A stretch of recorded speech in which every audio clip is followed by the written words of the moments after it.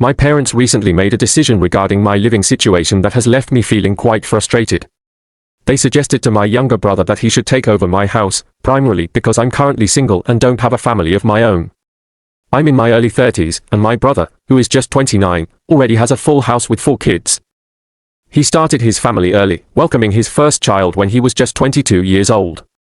The second child followed closely behind, arriving just a year after the first, and then the third came 2 years later. Most recently, his wife gave birth to their 4th child just a couple of months ago.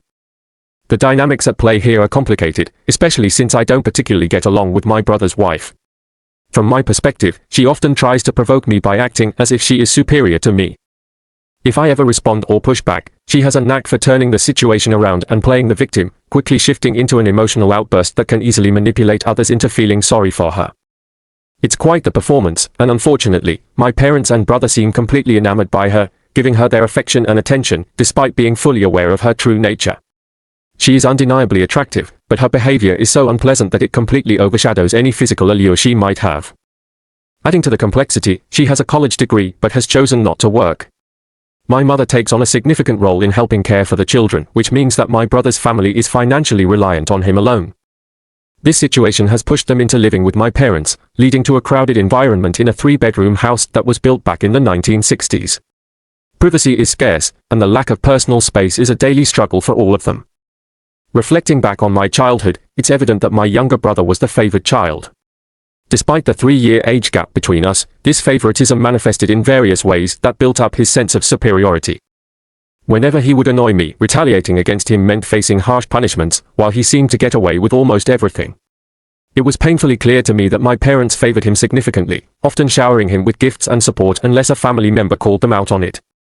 This favoritism eventually led my parents to move us 150 miles away, making it easier for them to limit interactions with those who noticed their bias. My brother's behavior escalated to physical abuse on several occasions, and he even flirted with my first girlfriend to the point where she decided to break up with me. Instead of standing against his actions, my parents told me to simply deal with it whenever I voiced my feelings about the situation. The only time I received equal treatment was when they wanted to maintain appearances in front of family members. It was somewhat amusing to witness their discomfort when they had to treat me the same as my brother during special occasions like birthdays and holidays. Once I turned 18 and moved out, my parents celebrated. It was as if it relieved them of their responsibilities toward me. In fact, I hadn't even finished high school when I left. Couchsurfing became my new reality, a far better option than remaining under their roof. Since then, I have maintained minimal contact with them. They didn't even bother to attend my high school graduation, but I had reached a point where I genuinely didn't care anymore. Family gatherings usually consisted of only holiday visits, as I kept my distance. Then came the harsh wave of the 2020 pandemic, which hit me hard. I lost my job and, as a result, was unable to renew my lease on the 2-bedroom condo that I cherished. My roommate also lost his job, so together we couldn't afford the rent on unemployment benefits. As our lease approached its end, my roommate moved back in with family members, leaving me in a position where I had to sell off nearly all my possessions to avoid becoming homeless. Reflecting on my choices, I realized that I had made the mistake of renting an expensive place instead of opting for something more affordable that would have allowed me to save money for emergencies. In the midst of all this, I've always had a love for trucks, so I decided to purchase one.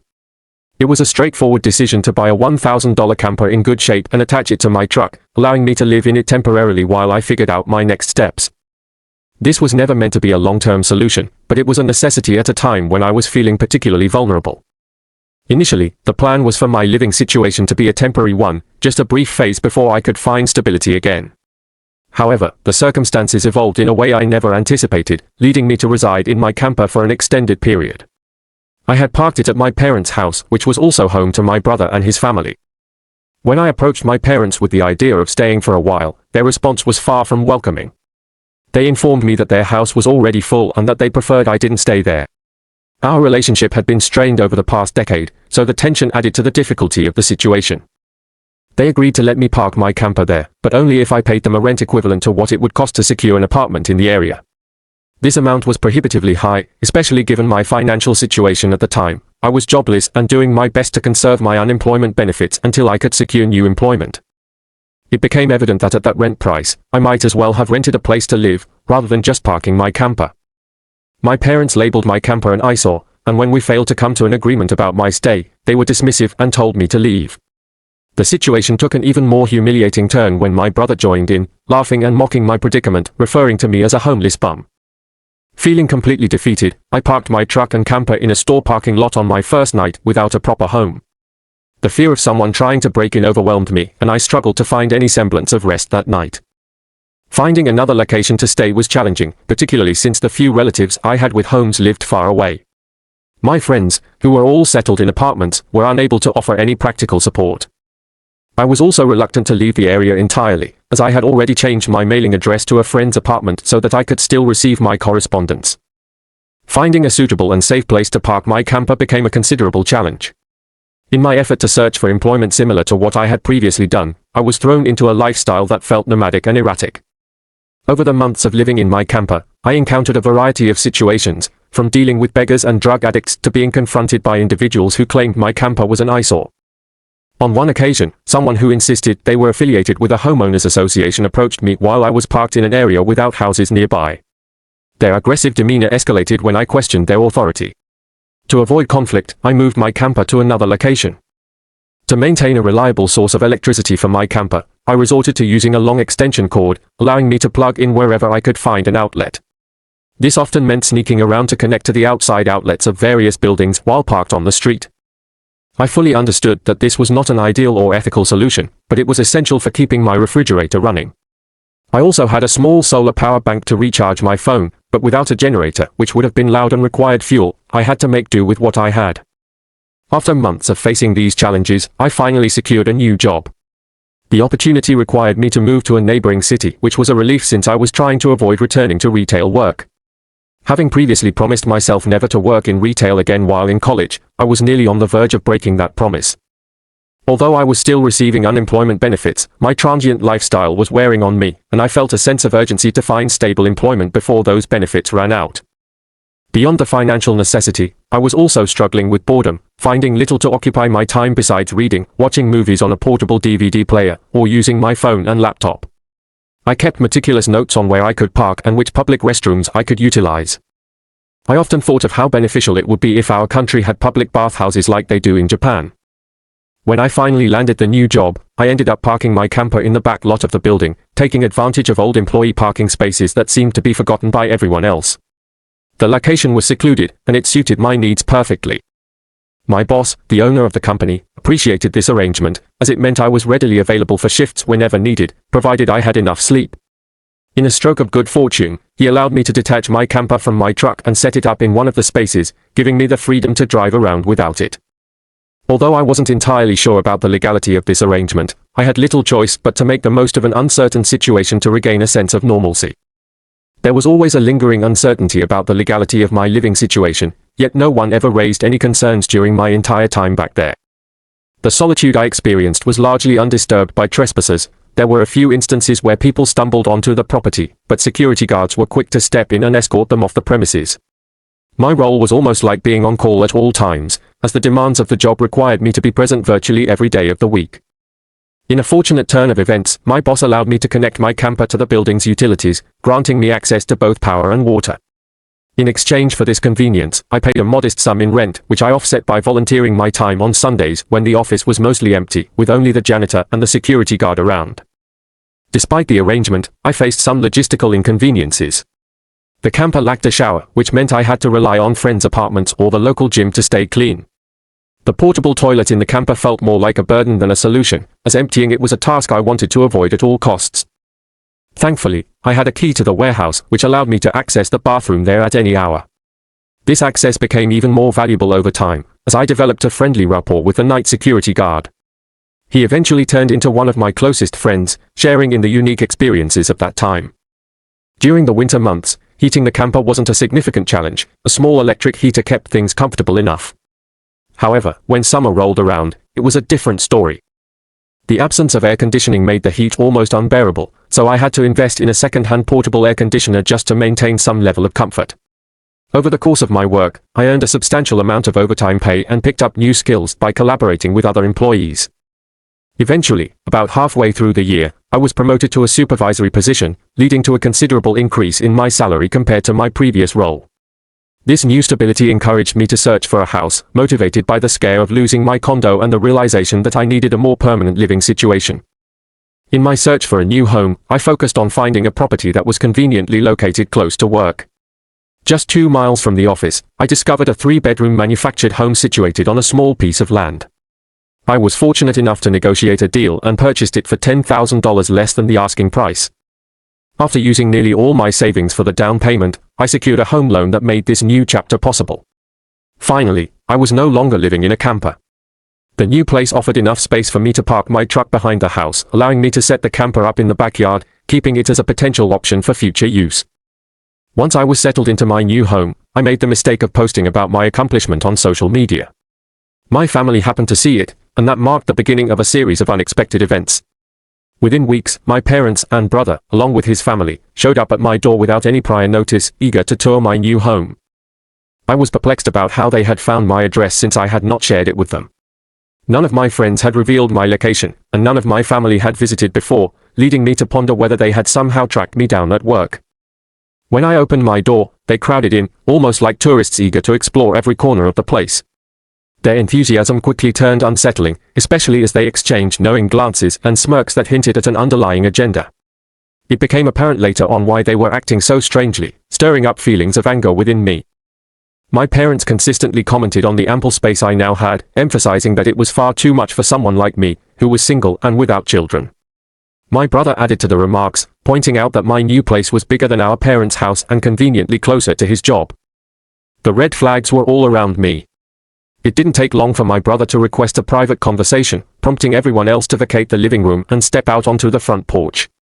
This sudden shift revealed their plot. My brother suggested that my house was too large for just me, and he and his family should move in with me. He casually mentioned that his wife was pregnant with their 4th child and that my home's proximity to his job made it an ideal arrangement. He even noted that I had the camper, implying I could live in it while they occupied the main house. What struck me was the absence of any offer to contribute rent, despite his steady job.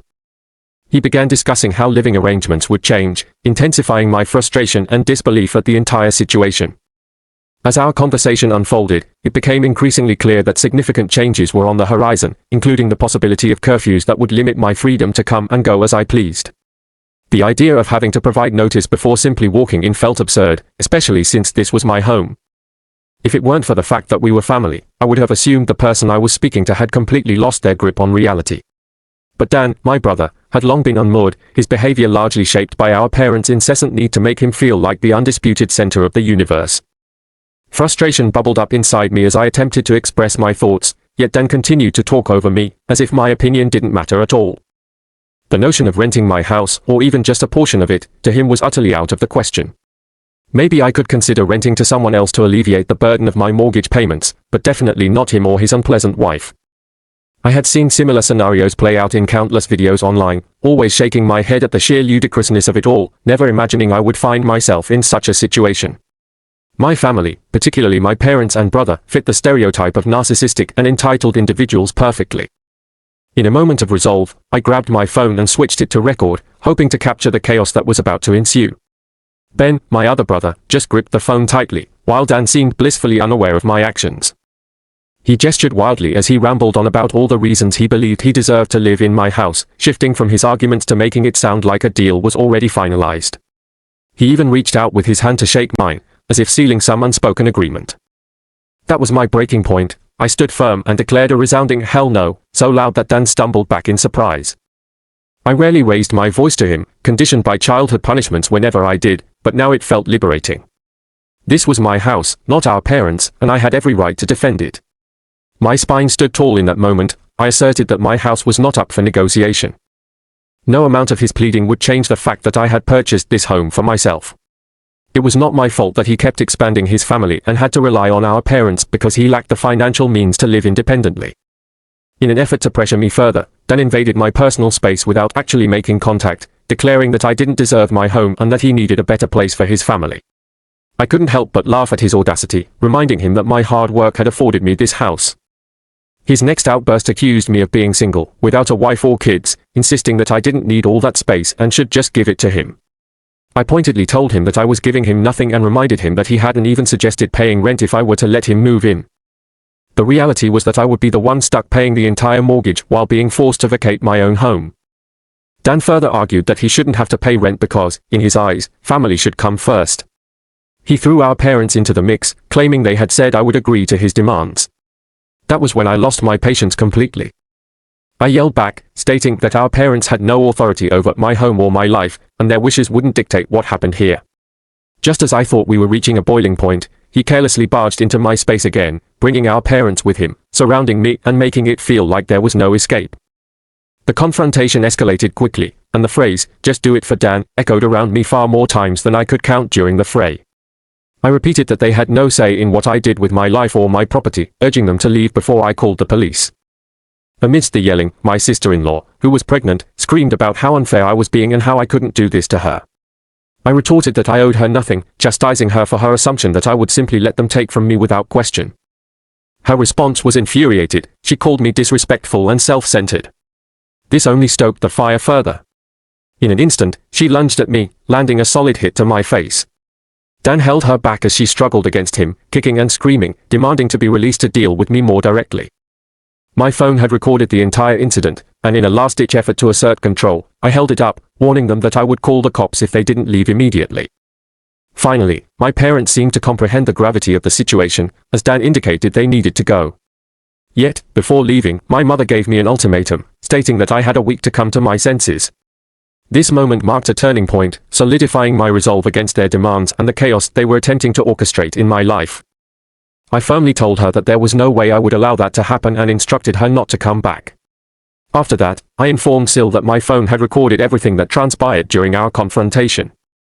I made it clear that if she attempted any kind of aggression towards me, I would not hesitate to file charges for assault. Her reaction was explosive. She screamed at me in frustration before storming out, tears streaming down her face and her hands covering her expression of despair. As she left, my mother made a point to follow her. Before exiting, she turned back to me with a stern warning, insisting that I better do this for Dan, my brother. I responded decisively, telling her I refused to become a pawn in their story after I had just kicked her, along with my parents and brother, out of my home. This was all because they were attempting to coerce me into giving my new house to my brother. In the immediate aftermath of that confrontation, I felt it necessary to share my side of the story on social media to keep my family informed. I knew that as soon as they returned to their own space, they would try to twist the narrative to paint me as the villain, and sadly, I was correct in my assumption. I had about an hour's head start to get my story out there before they could respond, and thankfully, I had video evidence to corroborate my account of their actions. Being proactive turned out to be effective because some family members quickly sided with me. Even though my parents, Dan, and Sil came with a few supporters, they were limited in number, and many others already understood how entitled they were. The entire family dynamic shifted in a way that made it clear to most what had really transpired. However, there was one individual who called me up, someone I didn't even recognize, and lectured me about how I was a terrible brother. This person insisted that I needed to make room for a real family man. I had no patience for this nonsense, so I ended the call and blocked the number, refusing to engage further. The days went by without any similar incidents until the anticipated day came. My parents, along with Dan, showed up at my front door, just as they had indicated they would. They rang the doorbell incessantly and banged on the door until I finally responded. I opened the door just a crack to see their determined faces, but my preparations had included installing a couple of latch chains, which prevented them from barging in. I stood my ground and pressed my body against the door for good measure. My father and brother were persistent, demanding entrance. I stood firm, letting them know I was recording everything, and warned that I would call the police if they tried to force their way inside again. My mother took on a more subdued role, calming them momentarily before adopting a syrupy sweet tone and asking if I was ready to let my brother move in. I didn't hold back. I flatly told them to get lost and never return. My mother launched into a performance, fake tears spilling from her eyes as she lamented that I couldn't just do this for Dan, portraying him as the beloved brother. I laughed at her manipulation and responded bluntly, asserting that I had no affection for Dan due to how he had treated me poorly over the years, with my parents only encouraging that behavior.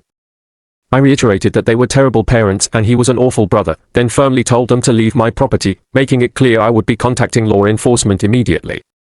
To my surprise, they retreated without too much fuss, aside from my mother's sobs and the resentful glares from the others. It almost seemed too easy to make them leave. I thought that would be the end of the situation, but I should have anticipated their next ludicrous moves. When I came home later that week on Friday night, I was greeted with a shocking sight, a moving truck and my brother's minivan parked in my driveway. It turned out Dan and his family were attempting to move in. He greeted me with an infuriating grin, relishing in the chaos. I yelled at him and his family to stop what they were doing, yet he responded with a smug defiance, assuring me that, like it or not, they were making themselves at home. Then, in an exaggerated tone that dripped with condescension, still tilted her head and puckered her lips, saying it was all fine because Mommy had allowed it.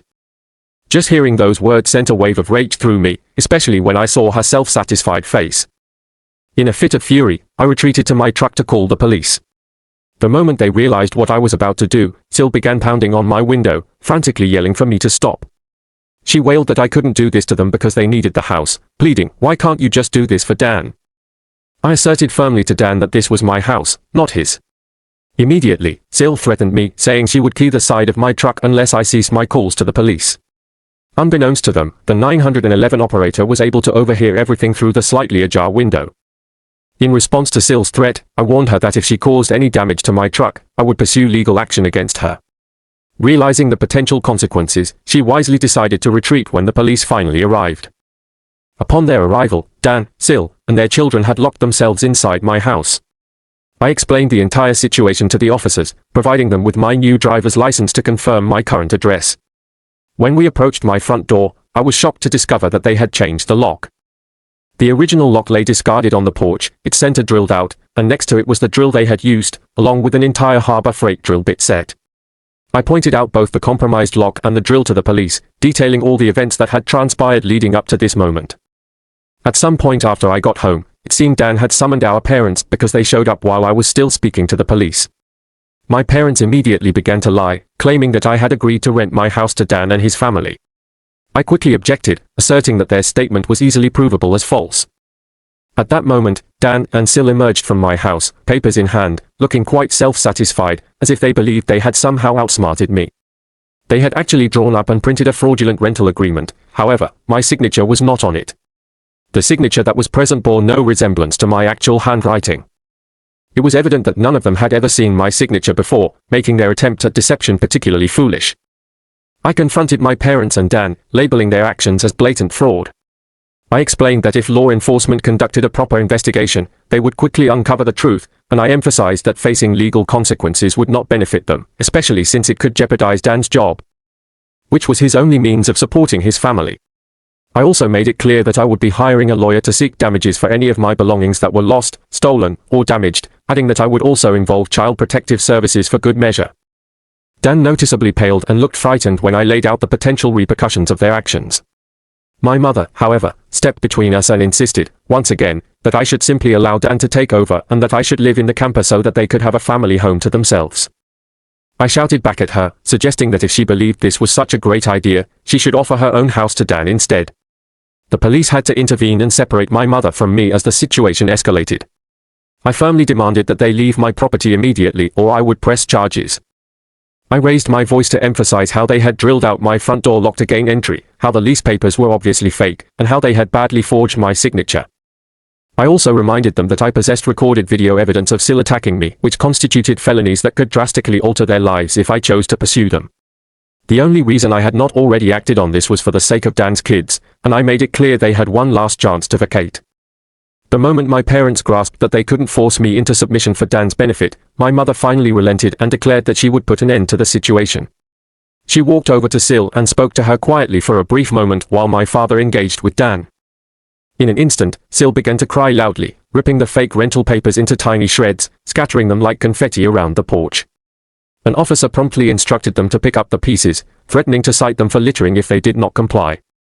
At this stage, both officers had expressions that conveyed their low tolerance for the absurdity unfolding before them as they showed the classic, "I don't get paid enough for this" look. Dan then had to begin instructing his kids to load their belongings back into the moving truck. The children were all distraught, tears streaming down their faces, and the eldest was sobbing about how he would no longer have his own room. In a desperate attempt to manipulate the situation, Dan and Sil gathered their kids, performing a heart-wrenching routine that seemed rehearsed, each child wearing the same pleading expression with quivering lips. Sil rubbed her pregnant belly while tilting her head in a manner that resembled a sad puppy, and Dan wore a woeful expression, all aiming to evoke sympathy from me. In a moment charged with emotion, Dan put on the most heartbreaking expression he could muster. With a voice tinged with desperation, he pleaded, "Please don't do this. We need to be able to live here." Despite the weight of his words and the tears spilling from the children, I stood my ground, unwavering in my decision as I instructed them to keep packing their belongings. The kids' cries intensified, reaching a level that felt almost surreal, but I remained resolute. Dan's frustration boiled over as he yelled at me, questioning whether I was satisfied with my choice. "You've denied us a home," he exclaimed, "because you're too selfish to share and help out family." In a surprising twist, I found myself laughing uncontrollably at the absurdity of the situation. My retort was sharp and unequivocal. What he was demanding was not sharing but outright taking. I made it clear that no amount of weeping would sway my decision to deny him and his family entry into my life once more. "You're no brother of mine anymore," I declared, viewing Dan not as a sibling, but as an entitled individual who thought he could reclaim what I had worked for, reminiscent of our childhood when he would cross lines without a second thought. In that moment, my memories flickered back to heated arguments between us that often escalated to the point where the police had to intervene to keep the peace, the threat of cuffs looming over him if he didn't calm down. Dan's face shifted through a spectrum of emotions, fear, anger, and a hint of something like defeat, as he wrestled with the reality of the situation. I took the opportunity to ask the police officers present to stay until my family had left for good. To my relief, they agreed and even seemed intent on sticking around, which, in an ironic twist, spurred my parents into action. As tensions rose, Dan was forced to surrender the keys to the new lock he had installed on my front door, although he was clearly reluctant to do so. Instead of handing them over, he impulsively tossed them down the street, into a storm drain, taunting me to go retrieve them myself. The officers swiftly intervened, reprimanding him for his childish stunt and insisting he fetch the keys. He had to clumsily pull off the grate, getting himself dirty in the process, an image that struck me as both pathetic and amusing. After retrieving the keys, he returned to me, grumbling under his breath, and thrust them into my hand with a rough slap. I wasted no time. I told them all to leave and never come back. My mother, in disbelief, exclaimed that I would be disowned for my actions, treating her words as if they were meant to intimidate me. I couldn't help but respond with a heavy dose of sarcasm, expressing that being disowned wouldn't be such a tragedy since family gatherings only left me feeling marginalized and overlooked, especially with Dan being the favored child. I pointed out the harsh realities of my upbringing, where I had been treated poorly and ultimately harbored such resentment that I wouldn't even consider offering a life-saving organ to Dan if the situation ever arose. My parents' expressions shifted to shock, while the police officers observed the unfolding drama with an unmistakable air of judgment directed at my family. It was almost cathartic to confront my parents in front of the authorities. Their usual theatrics seemed muted by the presence of the law. My mother, unable to contain her emotions, began to cry and walked away, leaving my father simmering in silent rage, and Dan stood there defeated, clutching his children as if they were his only remaining solace. Meanwhile, his wife, still outside, threw a tantrum on my front lawn, her outburst adding to the chaotic atmosphere. Soon enough, my family formed a line, mechanically moving boxes out of my house. Since I hadn't unpacked yet, the task was relatively swift. However, my mother's incessant pleas to reconsider filled the air, as she frequently insisted that it wasn't too late to offer Dan a place to stay. She proposed that he could pay rent if I allowed them to remain, and when that didn't work, she suggested that I move back in with them, which was beyond unreasonable. My rejection was firm and clear. I had no interest in Dan's money, nor did I wish to live under the same roof as my family once more, given the decades of mistreatment that had shaped my childhood. Any deal struck with them felt to me akin to a pact with the devil himself. In response, Dan's wife erupted once again, letting out frustrated cries as she tossed a box down, sitting on the ground in an all-consuming pity party over the prospect of having to return to my parents' house. She sulked there, embittered and unwilling to move until everything was finished, embodying the defeat that permeated the situation. Finally, as the last of their belongings exited my home, a sense of relief washed over me, mixed with the remnants of tension that had filled the air just moments before. Before they left, I took a moment to confront my parents one last time about everything they had put me through during my childhood. I couldn't hold back any longer. With 4 police officers standing nearby, they didn't have much choice but to just stand there and listen for once. I unloaded a torrent of grievances, recounting the myriad of ways they had failed me over the years. I challenged them on how they could never simply do something nice for me, like allowing me to stay in my camper when I was homeless and desperately trying to regain my footing. Instead, they let my brother Dan ridicule me, calling me a bum, so I turned the tables on them and asked, "Who's the bum now?" They had wanted to kick me out of my own house to let Dan live there rent-free, yet when I was in dire need of a place to stay, they attempted to charge me an outrageous amount just to park my camper. They were well aware that I had lost my job and was struggling financially. The cops exchanged judgmental glances as I voiced all of this to my parents. I pressed on, putting them on the spot once more, demanding to know what I had ever done, other than simply being born, that warranted such poor treatment. It struck me as unfair that just when I began to taste a bit of success, they seemed to want to take it away from me in favor of their favorite child. It felt as if they preferred that I sacrifice everything for Dan, leaving me with nothing. I reminded them that I had purchased my house through my own hard work and dedication and owed them nothing. I made it clear that I wouldn't be asking them for anything ever again because, in their eyes, I would always just be a doormat or a cash cow. The weight of my words hung in the air, and their silence spoke volumes.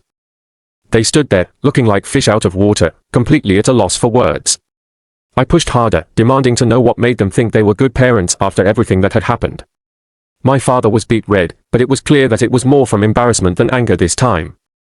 My mother's tears fell freely as she admitted to being a terrible person, a statement I bluntly affirmed. In that heated moment, I told them how they were all terrible people, and I even suggested that they would face consequences for it someday. They understood that what I was saying was the truth, but if I ever tried to call them out in private, it would only lead to anger and denial on their part. They had spent so long refusing to acknowledge the truth that it seemed to have become ingrained in their identities. My mother buried her face in my father's jacket as she cried, and my father appeared more defeated than I had ever seen him. Dan and his family kept their distance, avoiding me as they finished loading the moving truck.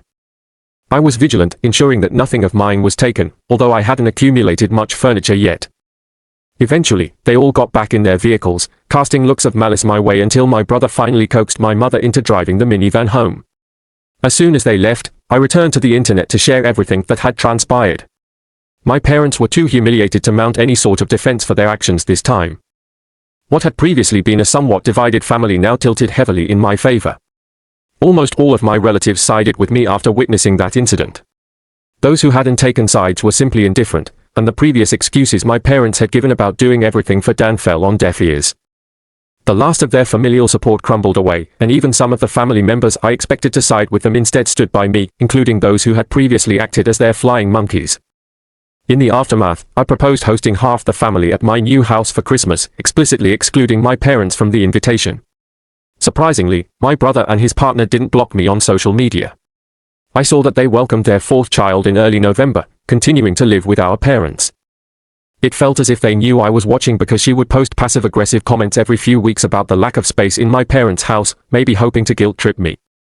I could only imagine how this situation was affecting my parents. They were now inundated with noise and chaos from 3 rambunctious kids, a mentally unstable partner, the golden child Dan, and a newborn, all under one roof. Their dreams of a quiet retirement were clearly shattered. Perhaps they could consider moving into a camper in their own backyard, allowing Dan to take full control of their house. This arrangement might finally provide them with the peace they've been seeking. Yes, that could be an option for Dan. This is part 3 of the ongoing story, especially for those who have been insisting that I should have simply involved my brother and sister-in-law in the situation. The reason I refrained from doing so is rooted in the fact that they are parents. Their children rely on their presence and support. If Dan were to face arrest, the consequences could be dire. He would likely lose his job, and without that income, his family would struggle financially. They already have a baby that is only a few months old, and right now, neither of them needs to encounter the added burden of jail time. However, it's important to note that one does not need jail to achieve revenge. While the police can assist in such matters, I managed to get my payback without ever having to file a police report. Would I show this kind of mercy again? Most likely not. They are fully aware of this.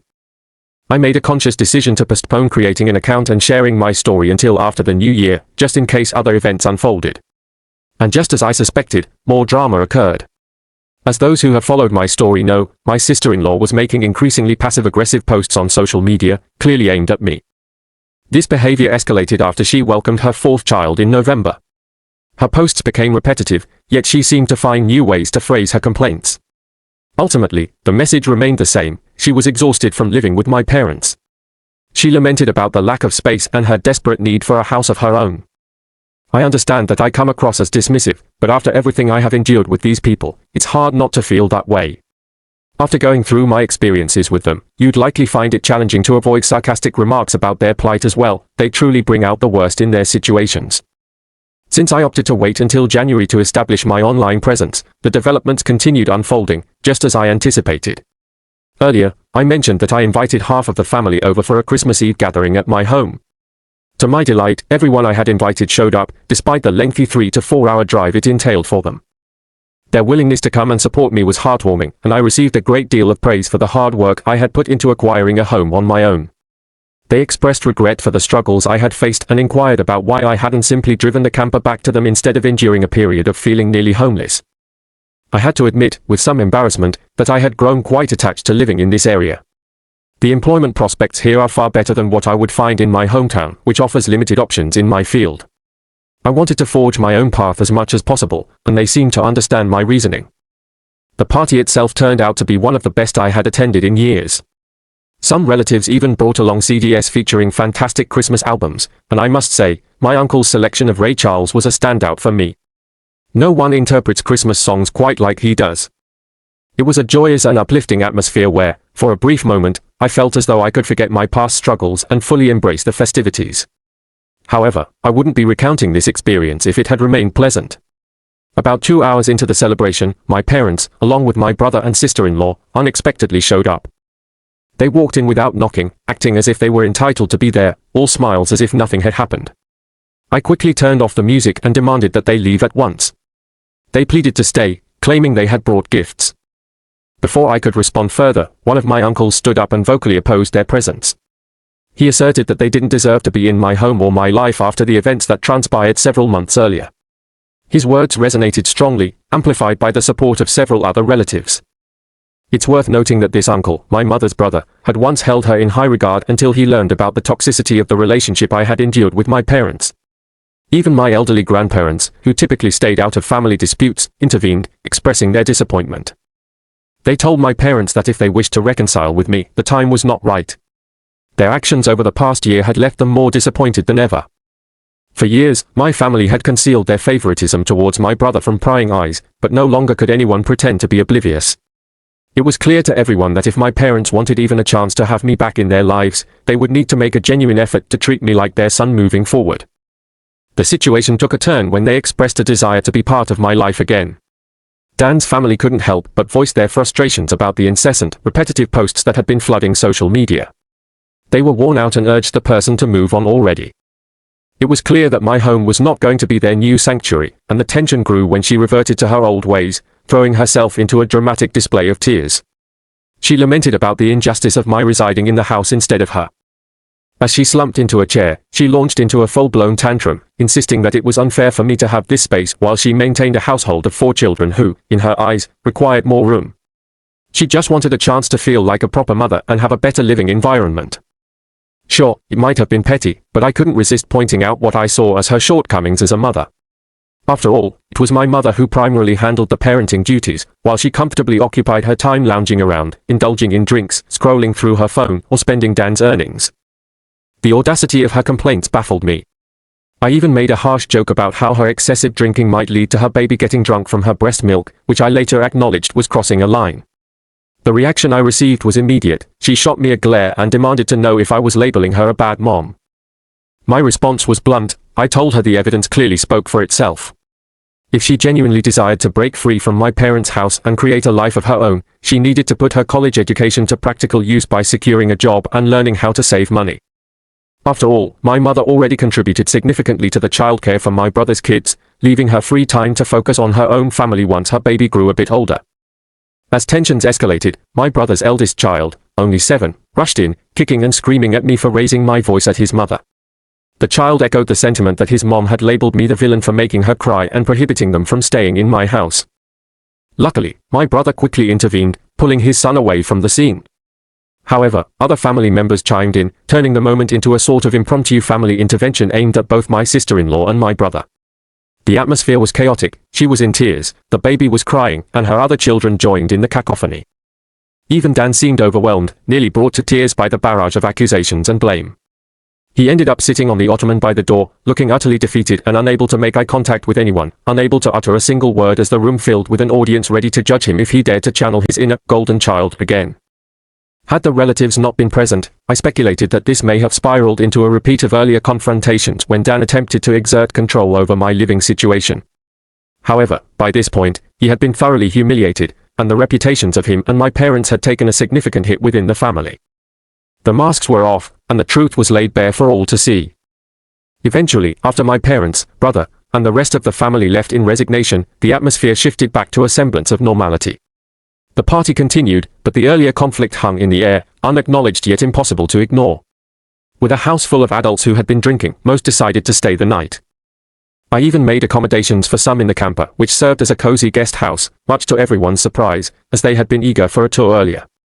They were astonished to learn that I had been living in it for nearly 2 years and peppered me with questions about everything from summer weather to winter conditions in the camper.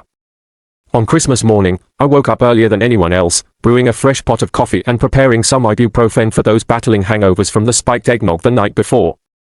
My guests complimented me on my hospitality, noting that I was a far better host than my parents had ever been. We all agreed to make this a tradition for next Christmas, a comforting resolution amidst the chaos. After the holiday, the relentless posts that were veiled digs at me eventually ceased. The previous ones were deleted, but just after the new year, she crafted a new post.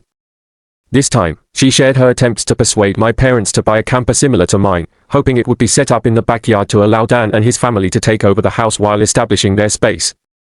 It was a bitter pill to swallow, receiving a taste of her own medicine, especially when my parents ultimately rejected the idea. My parents were firmly against that idea, and they made their feelings known without hesitation. They emphasized that nobody is going to force them out of their own home, especially not from their master bedroom. It's clear that they have strong feelings about maintaining their space. The post that stirred up some drama was only visible for a couple of days before Sil decided it was best to remove it. Since then, she hasn't really shared much online at all. She has a tendency to complain about various happenings, but I can't help but ponder the philosophical question: if a tree falls in the forest and no one is around to hear it, does it make a sound? It seems like Sil may have come to understand that there's little point to expressing her grievances when there's hardly anyone paying attention to her anymore. On top of that, Dan is in a tough spot with his financial situation. His salary alone isn't enough to move his family out anytime soon.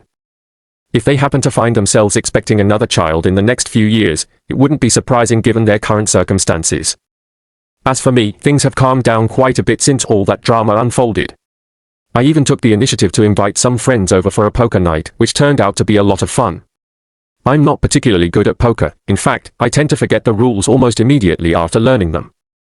But that doesn't really matter because what we enjoy most is sitting around, drinking beer, and indulging in junk food. We just want to have a carefree time, letting loose and being silly. We ordered a bunch of Whoppers from Burger King, which made for a perfect feast as we settled in for the night. It was truly a classic way for a group of grown men to unwind and enjoy themselves without any frills. Looking ahead, I might consider dating someone around summer. After all, I'm not exactly getting any younger, and it seems like a good time to explore that possibility. I genuinely hope it works out well. Meanwhile, my camper just sits unused in my yard. I have to admit that there have been days when I wander out there just to spend some time inside it, reminiscing about the 2 years I lived in it. It really feels like my second home. One day, I hope I can actually use it for camping, just like it was intended to be. The thing is, I've never been camping before. My parents always thought it was a frivolous activity. So, if I do finally embark on that adventure, it will be an entirely new experience for me.